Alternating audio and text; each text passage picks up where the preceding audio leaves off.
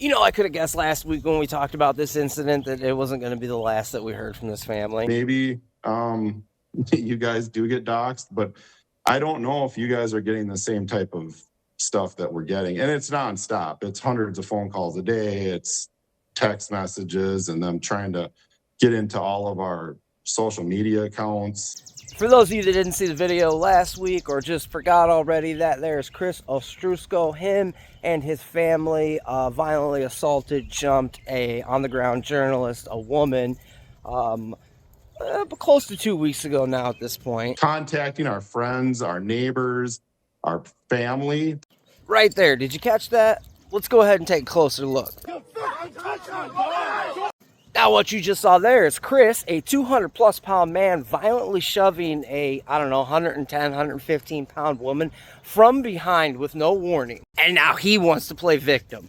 And you know, this cheap shot from behind was only the culmination of the assault. She had already been punched, shoved, kicked to the ground 2 or 3 times by this man's wife and daughter.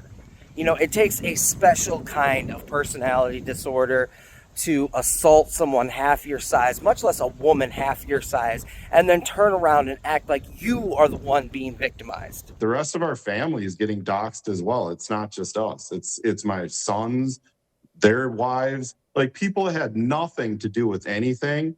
It's a little overwhelming and makes me second guess even living in this country, to be honest with you, with all this going on. I've never had this happen in my life. And this right here is a prime example of why people don't like leftists. And when I say that, I don't mean leftist ideology. There's plenty of history that demonstrates how terrible of an idea that is. No, when I say leftist, I mean individual leftists, because they are the most insufferable people that you could ever possibly speak to. I want you to think about this for a second. The same people that when Charlie Kirk was assassinated said, you have a right to free speech, but you're not free from consequences. The same people, that's this guy right here. And look at him now. After violently assaulting a defenseless woman half his size with 2 members of his family out in public, simply for trying to report on a protest, he's now receiving backlash online. He was receiving harassment, hate mail, blah, blah, blah.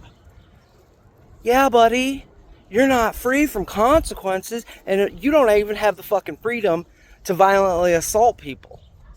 So you don't even have the same standing of the whole, oh, you have a right to speak, but not a right to be free of consequences. No, you put hands on somebody. You violently, physically assaulted somebody.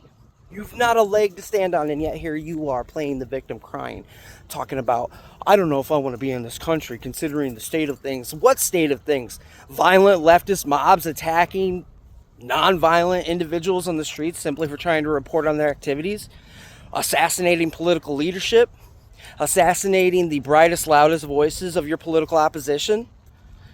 As far as I see it, the only people that are causing any sort of violence is you folks. And then you want to turn around and talk about, oh, this isn't fair. Oh, I think I need to leave the country because I can't keep my hands to myself as an adult. This dude's a fucking coward.